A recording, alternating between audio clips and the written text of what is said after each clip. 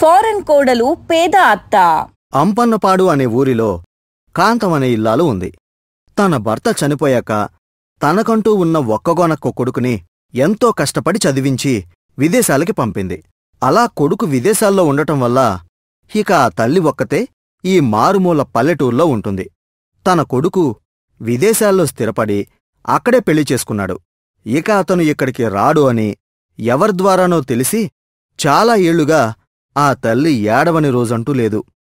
అలా ఎన్నో ఏళ్లు కొడుకుని తలుచుకుని ఏడ్చిన ఆ తల్లి గుండె ఇక బండగా మారిపోయింది. కొడుకు తనని పట్టించుకోడని అర్థమైపోయింది కనుక తన పొట్టకూటి కోసం తనే ఏవో ఒక పనులు చేసుకుని బ్రతుకుతుంది. అందుకే ఆ తల్లి పేదరాలిగా మిగిలిపోయి అదే ఊళ్ళో ఉండే తమ దూరపు బంధువైన వెంకన్న దగ్గర అప్పుడప్పుడు డబ్బులు అప్పు తీసుకుంటూ ఉండేది. మళ్ళీ ఏదోలా కష్టపడి ఆ డబ్బులు అతనికి కట్టేస్తూ ఉండేది. అలాంటి సమయంలో ఒకరోజు వెంకన్న భార్య పార్వతి తన భర్తతో, ఏవండి, ఇది చాలా అన్యాయమండి. పాపం ఆ కుర్రాడు రవి విదేశాలకి వెళ్ళిన దగ్గర నుండి తన తల్లి కోసం డబ్బులు పంపుతూనే ఉన్నాడు. ఆ డబ్బులన్నీ మనకందుతుంటే వాటిని మనం వాడుకుంటూ కాంతం వదినని అలా కష్టాల పాలు చెయ్యకూడదండి. ఇప్పటికైనా తన కొడుకు వారం వారం మనకి ఫోన్ చేస్తున్నాడు. ఆ తల్లి గురించి అడుగుతున్నాడు. ఆమె బాగోగుల గురించి డబ్బులు పంపుతున్నాడని చెప్పేద్దామండి. ఏయ్, చంపేస్తాను. ఇంకోసారి ఈ విషయంలో తలదూర్చావంటే ఇదంతా నేనా రవిగాడికి వేస్తున్న శిక్షే. తల్లి కష్టం మీద అక్కడికి వెళ్ళి అక్కడెవరో అమ్మాయిని పెళ్లి చేసుకుని స్థిరపడిపోతాడా? అందుకే ఆ తల్లి కొడుకుల మధ్య జన్మాంతం చెదిరిపోనంత దూరాన్ని సృష్టించాను. ఇక్కడ తల్లేమో తన కొడుకు ఏరు దాటి తెప్ప తగలెట్టేసినట్టు విదేశాలకు పోయి తనని వదిలేశాడు అనుకుంటుంది. అక్కడ కొడుక్కేమో నీ తల్లికి నువ్వు అక్కడ పిల్లని పెళ్లి చేసుకోవడం నచ్చక నీ ఊసెత్తితేనే తిండి తిప్పలు మానేసి మొండిపాటు పడుతుందని చెబుతున్నాను. అదే కదండి చెప్పేది. మన స్వార్థం కోసం తల్లి కొడుకులని అలా వేరు చెయ్యకూడదండి. మరేం పర్వాలేదు. నా కూతుర్ని పెళ్లి చేసుకుంటాడు అనుకుంటే వాడు దీని కాదని పోయి అక్కడ ఎవరో పిల్లని పెళ్లి చేసుకుంటాడా? అందుకే నా కూతురి ఆశలు ఆర్పేసినా వాడు వాడి తల్లి ఇద్దరూ ప్రశాంతంగా ఉండకూడదు. ఈ విషయం నిన్ను నన్ను దాటి బయటికి పొక్కిందా నీ ప్రాణాలు తీస్తాను చెబుతున్నాను అంటూ తన భార్యకి వార్నింగ్ ఇచ్చాడు. ఈ విధంగా తన స్వార్థం కోసం ఆ తల్లి కొడుకుల్ని జన్మంతా విడతీశాడు. ఇదిలా ఉంటే విదేశాల్లో చాలా ఇళ్ళు డబ్బు సంపాదించుకుని ఇండియాకి వచ్చేసిన రవి పట్నంలో ఒక పెద్ద ఇల్లు కొనుక్కున్నాడు. అక్కడే ఒక వ్యాపారం చేసుకుంటూ తన ఫారెన్ పెళ్లంతో అక్కడ కాపురం ఉంటున్నాడు. మీ అమ్మని కలవటానికి పోదామన్నావు కదా, ఎప్పుడు పోతున్నాం? అదయ్యేలా లేదు నీలు. అమ్మకి నా మీద కోపం ఇంకా పోలేదంట. ఊళ్ళో వెంకన్న మామ చెప్పాడు. ఇప్పటికీ నా పేరు చెబితే తను పిచ్చి పిచ్చిగా బిహేవ్ చేస్తుందట. అలాంటప్పుడు నేను తనకి ఎదురుపడి తన పీస్ ఆఫ్ మైండ్ని డిస్టర్బ్ చేయడం ఎందుకు చెప్పు? వెంకన్న మామ వాళ్ళు అమ్మని బాగానే చూసుకుంటున్నారు. ఎప్పటికప్పుడు అమ్మ అప్డేట్స్ నాకిస్తున్నారు. నేను అమ్మకి ఎంత డబ్బు అవసరమంటే అంతా పంపుతున్నాను. అది నా డబ్బని తెలియకుండా వెంకన్న మామ అమ్మకిస్తున్నాళ్లే అంటూ ఇన్నాళ్ళు ఆ వెంకన్న రవికి ఎలాంటి భ్రమని కల్పించాడో ఆ భ్రమలో పడి రవి అతని మాటల్ని నమ్ముతూ కనీసం తన కల్లిని కలిసే చొరవ కూడా చేయటంలేదు. ఇలా ఉండగా ఒకసారి ఊళ్ళో ఎవరి ద్వారానో కాంతంకి తెలిసింది తన కొడుకు ఇప్పుడు విదేశాల్లో ఉండటంలేదు, పట్నంకి వచ్చేశాడు అని. అప్పుడు కాంతం తనకి ఆ విషయం చెప్పిన ఆ ఇల్లాలితో, నిజమేలే వదినా, వాడి కోపంలోనూ అర్థం లేకపోలేదు. కన్న తల్లిని నేను కూడా పట్టుగా కూర్చోకపోతే వాడికొక ఉత్తరం రాయించడమో ఫోన్ చేయడమో చెయ్యుండాల్సింది కాని అలా చెయ్యలేదు. అందుకే వాడికి నా మీద కోపం ఉంటుందిలే. సరే కానొదినా, నా కొడుకు కోడలు ఎక్కడుంటారో నాకు చూపించకూడదు. కనీసం దూరం నుండైనా నా కోడల్ని ఒక్కసారి చూసుకుంటాను. మా బడుద్దాయి కోపం తీరినప్పుడే వాడికి ఎదురుపడతాను అంటూ ఆ ఇల్లాలు సహాయంతో కాంతం పట్నంలో ఉండే తన కొడుకు ఇంటికి వెళ్ళింది. ఆ సమయానికి కొడుకు వ్యాపారం పనిమీద ఊళ్ళో ఉండడు అని తెలిసినందువల్లే అంత ధైర్యంగా తన కోడల్ని చూసుకోడానికి వెళ్ళింది. అక్కడికి వెళ్ళి మొదటిసారి తన కొడుకు ఇంటి కాలింగ్ బెల్ నొక్కి ఎప్పుడెప్పుడు తన కోడల్ని చూస్తానా అని ఆశగా చూస్తుంది. ఇంతలో తలుపు తెరిచిన ఆ ఫారెన్ కోడల్, వచ్చావా? నువ్వేనా ఆ వాచ్మెన్ చెప్పిన కొత్త పని మనిషివి? సరేరా లోపలికి వెళ్ళి కిచెన్లో అన్నీ క్లీన్ చేయి, ఆ తరువాత కుకింగ్ చేదువు అని తన పేదవాలకం చూసి తన కోడలు పనిమనిషి అనుకోవడంతో ఆ పేద అత్త గుండె బద్దలైంది. కాని ఏదోలాగా తన కొడుకు ఊరు నుండి వచ్చేవరకు తన కోడలతో ఉండటానికి ఇదే మార్గం అనుకుని, సరే అమ్మగారు, అన్ని పనులు చేసేస్తానమ్మా అంటూ ఆ ఇంటి పనిమనిషిలాగా తన కొడుకు ఇంట్లో ఫారెన్ కోడలికి సేవలు చేయసాగింది ఆ పేదత్త. ఒకరోజు కాంతం వండిన వంట తిని, కాంతం, నువ్వు వంటలు ఫ్యాంటాస్టిక్గా చేస్తున్నావు. ఎక్కడ నేర్చుకున్నావు? నేర్చుకోవడం ఏముందమ్మా, చిన్నప్పటి నుండి నా కొడుక్కి చేసి పెట్టడంతో అలవాటయ్యింది. ఓ, నీకొక సన్ కూడా ఉన్నాడా? Very good. వాడేం చేస్తాడు? సారీ, అతనేం చేస్తాడు? నాకు తెలుగు అంతగా రాదు. తప్పు మాట్లాడితే నెవర్ మైండ్. పర్వాలేదులేండమ్మా, మీరు తృప్తిగా తినండి. మీకు ఏం కావాలన్నా చేసి పెడతాను. నైస్. ఒక పని చేయి కాంతం, మా హస్బెండ్ వర్క్ మీద బయటికి వెళ్ళాడు. అతను వచ్చే వరకు 1 వీక్ అవ్వచ్చు. అప్పటి వరకు నువ్వు ఇక్కడే నాతో ఉండు అంటూ కాంతం ఏదైతే కోరుకుందో అదే మాట ఆ ఫారెన్ కోడల నోటి నుండి వచ్చింది. ఇంక 1 వారం పాటు ఆ పేద అత్తగారు తన సేవలతో తన ఫారెన్ కోడల్ని సంతోషపరుస్తూ కోడల్ని కళ్ళారా చూసుకోవాలనుకున్న ముచ్చట తీర్చుకోసాగింది. అలా చూస్తూ వారం గడిచిపోయింది. చెప్పా పెట్టకుండా రవి ఇంటికొచ్చి చూస్తే ఇంట్లో తన తల్లి పనిమనిషిలా తన భార్యకి సేవలు చేస్తూ కనిపించింది. అది చూసి షాకైన రవి, అమ్మా, ఏంటమ్మా ఇది? నువ్వేంటి ఇక్కడ పనిమనిషేంటి అనేసరికి కాంతంకి ఏం బదులివ్వాలో అర్థం కాలేదు. అలాగే ఫారెన్ భార్య నీలు కూడా షాకయ్యి, రవి, వాట్ డు యు సే?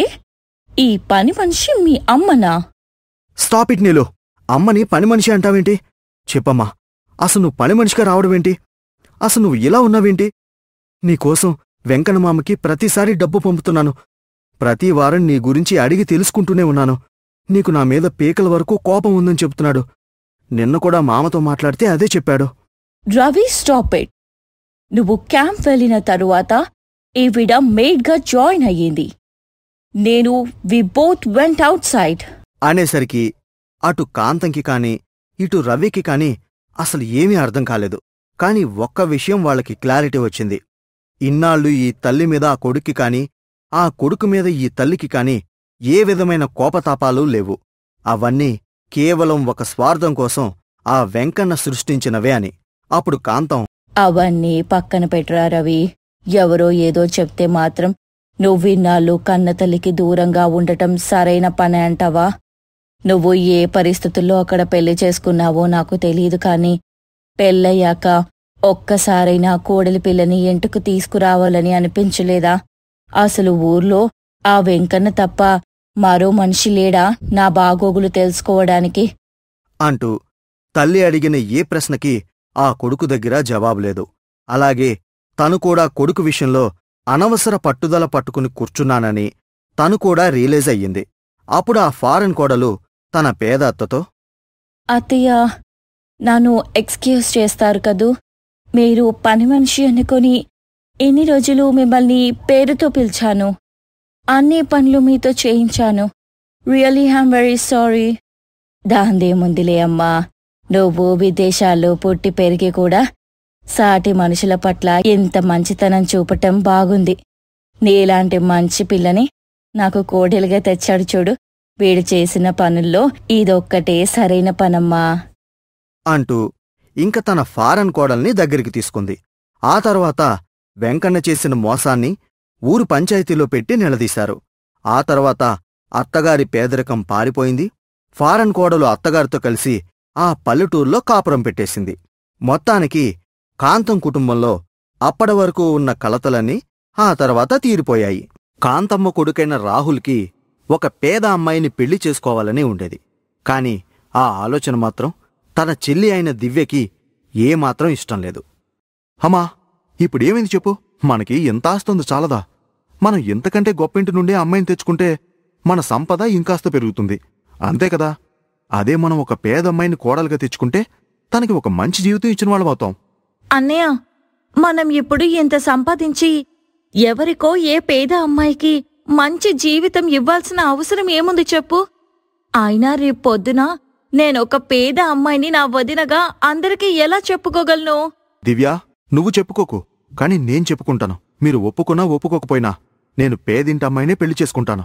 రాహుల్ అలా తెగేసి చెప్పడంతో ఇంట్లో ఎవరూ కూడా ఏమీ చేయలేకపోయారు. చివరికి రాహుల్ ప్రియా అనే అమ్మాయిని ఎవరికీ ఇష్టం లేకున్నా పెళ్లి చేసుకుని ఇంటికి తీసుకుని వచ్చాడు. అమ్మా, తన పేరు ప్రియా. మేమిద్దరం పెళ్లి చేసుకున్నాం. ఇక నుండి తనే ఇంటి కోడలు. దివ్యా, ఇదిగో తినే నీ వదిన. ఏంటి, నాకు వదిననా? నేను పట్టుకున్న ఫోన్ అంత ఖరీదుండదు. తన జీవితం అలాంటిది. తను నాకు వదిననా? ఇంట్లో ఇప్పటికే 3 పనివాళ్ళున్నారు. ఈమెతో కలిపి 4. అయ్యో, ఎందుకే దివ్యా నువ్వు అలా ఖర్చులు పెంచేస్తావు? ఈరోజు నుంచి ఈ ఇంటికి ఒక్కతే పని మనిషి, మిగతా 3 తీసేస్తున్నాను. ఆ మాటలకు ప్రియా చాలా బాధపడింది. రాహుల్ కోపంగా, పద ప్రియా, మనం ఇంకెక్కడికైనా వెళ్ళి బ్రతుకుదాం. ఇలాంటి మనుషుల మధ్య నువ్వు ఉండలేవు. ఏవండి, పెద్దవాళ్ళు తెలియక ఏదో అన్నారు. కొన్నాళ్ళు పోతే భార్య అర్థం చేసుకుంటారు.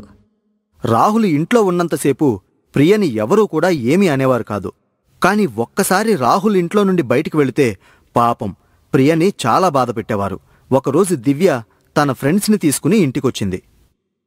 వావ్ దివ్య, మీ ఇల్లు చాలా బాగుంది. ఇంత పెద్ద ఇంట్లో ఎవరు లేరేంటి? అందరూ బయటికి వెళ్లారు. సాయంత్రం వరకు ఎవరు రారు. అయితే మనం సాయంత్రం వరకు ఎంజాయ్ చేయొచ్చు. పద, వంట చేసుకుందాం. వంట చేసుకునే కర్మ మనకేంటి? పని మనిషి ఉంది, అదే చేస్తుంది. హలో పని మనిషి గారు, ఇంట్లో ఉన్నారా? ప్రియా వంటగదిలో నుండి బయటకొచ్చింది. ఏంటే, ఇంత పెద్ద ఇంట్లో ఒక్కతే పని మనిషా? అవునే, మా పని మనిషి ఎంత పనున్నా సరే ఇట్టే చిటికలా చేసేస్తుంది. అవునా? అయితే నాకు చికెన్ 65, నాకు మోమోస్, నాకు జ్యూస్. ఇలా అందరూ చాలా రకాలైన వంటలు చెప్పారు.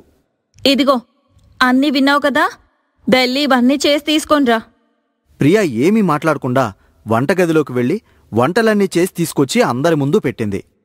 అవును దివ్య, మీ వదినెక్కడా కనిపించడం లేదు. మీ అన్నయ్యకి పెళ్ళైందని విన్నాము. ఈ ప్రియ మీ వదిన కాదు కదా? చిచ్చి, ఏం మాట్లాడుతున్నావు? ఈ పని మనిషి నాకు వదిన అని ఎలా అనుకుంటున్నారు? మా వదిన మాకంటే చాలా రిచ్. తను ఏదో బిజినెస్ పని మీద బయటకు వెళ్ళింది. ఆ మాటలన్నీ ప్రియా వింటూ చాలా బాధపడుతూ ఉంది. కాని ఈ విషయాలు ఏవీ తన భర్త రాహుల్కి మాత్రం చెప్పడం లేదు ప్రియా. ఒకరోజు దివ్య ప్రియా దగ్గరకొచ్చి, వదినా, నేను అమ్మ ఇద్దరం షాపింగ్కి వెళ్తున్నాము. నువ్వు కూడా మాతో పాటు వస్తావా? దివ్య మొదటిసారి తనని వదిన అని పిలవడంతో ప్రియ ఎంతో మురిసిపోయింది. అలాగే దివ్య, వస్తాను. ఏంటే దివ్య, ఇప్పుడు దీన్ని మనతో పాటుగా కారులో కూర్చోబెట్టుకొని తీసుకువెళ్తామా? అమ్మా, దానికంత సీన్ లేదు కాని నువ్వెళ్ళి కారులో కూర్చో. దివ్య మళ్ళీ ప్రియ దగ్గరికి వెళ్ళి, వదినా, ఏమనుకోకు, మధ్యలో ఫ్రెండ్స్ని తీసుకెళ్లేదుంది. నువ్వు ఆటోలో వస్తావా? అయ్యో, ఏం పర్వాలేదు దివ్య, నేను ఆటోలో వచ్చేస్తానులే. పాపం దివ్య మారిపోయింది అని అనుకుంటుంది ప్రియ. అలా దివ్య కారులో, ప్రియ ఆటోలో షాపింగ్ మాల్కి వెళ్ళిపోయారు. వదినా, కొంచెం ఈ కవర్ పట్టుకుంటారా అంటూ దివ్య కొన్న వస్తువులన్నీ ప్రియాతో మోపిస్తూ ప్రియని అక్కడ కూడా ఒక పని మనిషిలా వాడుకుంటూ ఉంది. ఇది గుర్తించని ప్రియ దివ్య వెనకాలే కవర్స్ పట్టుకుని తిరుగుతూ ఉంది. షాపింగ్ అంతా అయిపోయిన తర్వాత దివ్య ఒక 100 రూపాయలు ప్రియ చేతిలో పెట్టింది. అది చూసిన ప్రియ, దివ్య, ఈ 100 రూపాయలు ఇచ్చావు ఎందుకు? అది నువ్వు మా వస్తువులను మోసినందుకు నేను నీకు ఇస్తున్న టిప్. ఇదిగో, ఈ 20 రూపాయలు కూడా తీసుకొని వెనకాల ఆటోకొచ్చాయి అంటూ నవ్వుతూ అక్కడి నుండి వెళ్ళిపోయింది. ప్రియకి ఒక్కసారిగా కళ్లల్లో నీళ్లు వచ్చాయి. అలా ప్రతిసారి దివ్య ప్రియని బాధ పెడుతూనే ఉంది. అలా కొన్ని రోజులు గడిచిన తరువాత ఒకరోజు దివ్య, కాంతమ్మ ఇద్దరూ బయటికి వెళ్ళగా వారికి ఒక యాక్సిడెంట్ అయ్యింది. ఇద్దరి కాళ్ళు బాగా నలిగిపోయాయి. రాహుల్, మీ అమ్మకి చెల్లికి కాళ్ళు బాగా పాడైపోయాయి. మళ్ళీ వాళ్ళు నిలబడి నడవడం చాలా కష్టం. వారి కాళ్లను మేము తొలగిస్తాము. డాక్టర్ మాటలు విన్న ప్రియా, అయ్యో డాక్టర్ గారు, కాలు లేకుండా ఉంటే ఎలా అండి? వాళ్ళకి ట్రీట్మెంట్ చేస్తూ ఉంటే పనిచేయవా? చెయ్యొచ్చమ్మా, కాని అవి ఎన్నటికి బాగుపడతాయో చెప్పలేము. కాని వారికి అన్ని రోజులు ఎవరు సహాయం చేస్తారు? మీ ప్రయత్నం మీరు చెయ్యండి డాక్టర్ గారు, వారిని నేను చూసుకుంటాను. ఆ రోజు నుండి కాంతమ్మని దివ్యని కంటికి రెప్పలా చూసుకుంటూ ఉంది ప్రియా. రోజూ గుడికి వెళ్ళి వారు త్వరగా కోలుకోవాలని ఉపవాసాలు ఉంటూ ఉంది. అలా కొన్ని నెలల తర్వాత కాంతమ్మ, దివ్య ఇద్దరూ నడవటం మొదలుపెట్టారు. డాక్టర్, మేము నడవగలుగుతున్నాము. చాలా థ్యాంక్స్ డాక్టర్. థ్యాంక్స్ నాకు కాదు, అదిగో మీ వదినకి చెప్పండి. మీరు మళ్ళీ నడవగలరు అని నేను నమ్మలేదు, కాని తను నమ్మింది. మిమ్మల్ని కంటికి రెప్పలా చూసుకుంది, మీకోసం ఉపవాసాలు చేసింది. నిజంగా అలాంటి అమ్మాయి మీ ఇంట్లో ఉండడం నిజంగా మీ అదృష్టం అంటూ డాక్టర్ ప్రియా వారికి చేసిన సేవల గురించి చెప్పగా అప్పుడు అర్థమైంది వారికి ప్రియా గొప్పతనం. వదినా, నేను నిన్ను చాలా ఇబ్బంది పెట్టాను. అయినా కూడా నీవు అవేం మనసులో పెట్టుకోకుండా మమ్మల్ని ఎంత బాగా చూసుకున్నావు. నన్ను క్షమించొదినా అంటూ కాళ్లమీద పడింది దివ్య. ఇక ఆ రోజు నుండి ప్రియని ఆ ఇంట్లో ఒక రాణిలాగా చూసుకుంటూ ఉన్నారు. కాంచనాపురం అనే ఊరిలో స్వాతి అనే పెళ్లి వయసుకొచ్చిన అమ్మాయి ఉంది. తన తల్లిదండ్రులు ఉన్నంతలోనే ఆమెకు ఏ లోటు లేకుండానే చూసుకునేవారు. కానీ కొంతకాలానికి ఆమె తల్లిదండ్రులు చనిపోవటంతో బంధువుల సంరక్షణలో పెరుగుతూ వచ్చింది స్వాతి. దానివల్ల ఆమె వెనకున్న ఆస్తిపాస్తులు పోతూ పోతూ తల్లిదండ్రులు మిగిల్చిన డబ్బులే వారందరికీ లెక్క కాని స్వాతి మనసు కాని ఆమె ఆలోచనలు కానీ కావు. అందుకే ప్రేమగా చూసుకునే మనుషులు లేకపోవటంతో ఆమె చుట్టూ అంతమంది ఉన్నా ఆమె ఒంటరిగా ఫీల్ అయ్యేది.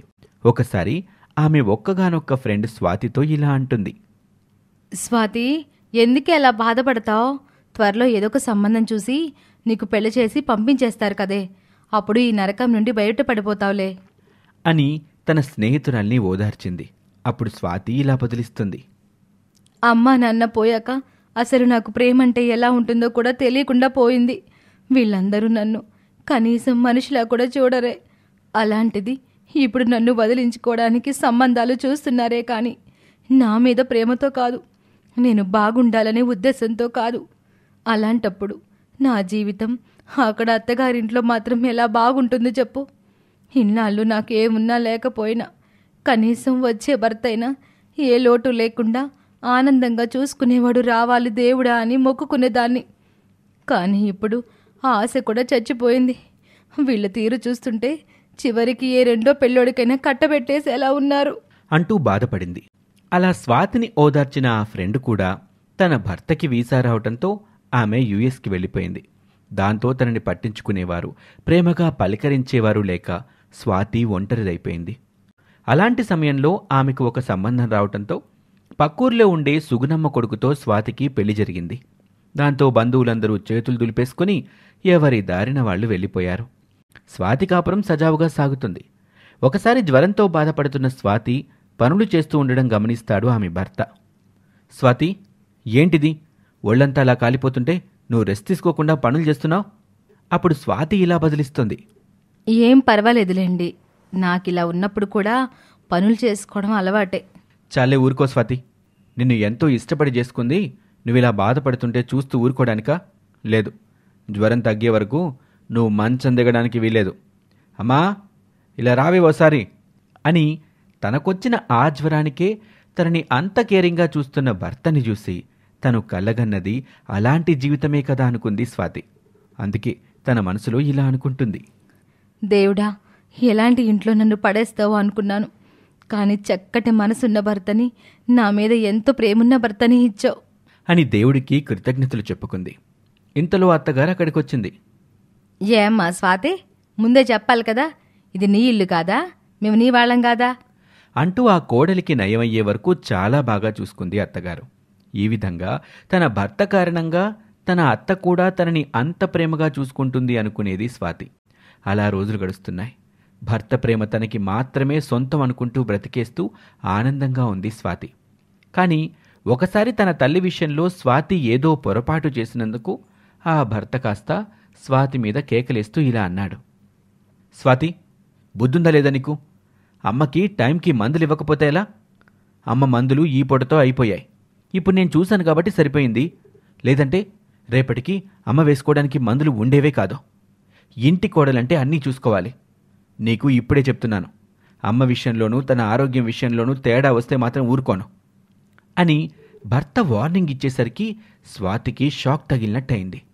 ఇంతకాలం తన భర్త ప్రేమ తనకి మాత్రమే సొంతం అనుకుంటే అతను తన ప్రేమని భార్యతో పాటు తల్లికి కూడా సమానంగా పంచుతున్నాడని అర్థమైంది. కానీ అదే ఆమెకు నచ్చలేదు. ఈ కారణంగానే అత్తగారి మీద ద్వేషం పెంచుకోవడం మొదలుపెట్టింది. ఇక అదే సమయానికి భర్తకి వేరే ఊరు ట్రాన్స్ఫర్ అవడంతో రోజు అప్ అండ్ డౌన్ చేయలేక అతను ఆ ఊళ్ళో ఉంటానని అప్పుడప్పుడు వచ్చిపోతానని చెప్పి వెళ్ళిపోయాడు. అప్పుడు ఇంట్లో అత్తాకోడళ్ళు మాత్రమే మిగిలారు. ఇక ఇదే మంచి సమయం అనుకుని స్వాతి ఇలా అనుకుంటుంది. అత్తా, నాకు నా మొగుడికి మధ్య నువ్వు దూరి మా మధ్య ప్రేమ లేకుండా చేస్తున్నావు కదా, ఇక నుండి చూడు నిన్నేం చేస్తాను అంటూ చాలా చైల్డిష్గా ఆలోచిస్తూ అంత మంచి అత్తగారిని కావాలనే ఇబ్బందులు పెట్టేది స్వాతి. ఆమె మందులు వేసుకోవాల్సిన మనిషి అని తెలిసి కూడా సమయానికి వంట చేసేది కాదు. దాంతో సమయం దాటాక ఆమె భోజనం చేసి మందులు వేసుకోవటంతో ఆమెకేమో తల తిరిగేది. ఈ విధంగా తన అత్తగారే తన భర్తకి తన మీద ఉన్న ప్రేమని డైవర్ట్ చేస్తుందనే అపోహతో అత్తగారి మీద ఏమాత్రం దయలేకుండా ప్రవర్తిస్తూ ఉండేది స్వాతి. ఇంత జరుగుతున్నా ఆ అత్తగారు మాత్రం కోడలి మీద కొడుక్కి ఏనాడు కంప్లైంట్ ఇచ్చింది కూడా లేదు. ఒకసారి స్వాతి ఇంట్లో లేని సమయంలో పక్కింటి పార్వతి అత్తగారి దగ్గరికి వచ్చి ఇలా అంటుంది.